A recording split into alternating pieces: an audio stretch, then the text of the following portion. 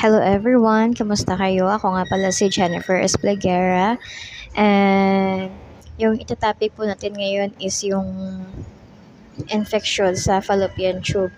Kasi last last year, nagkaroon po ako ng infection sa fallopian tube. So, 1 day po dumating yung menstruation ko kasi nagte-take po ako ng pills. One day ah, dumating yung mens ko, and then parang ano siya, parang hindi siya yung first day na menstruation, parang last day na menstruation siya. Yung parang spot lang, ang konti-konti lang ganun. Then kinabukasan nawala na siya. As in wala ng blood yung napkin ko.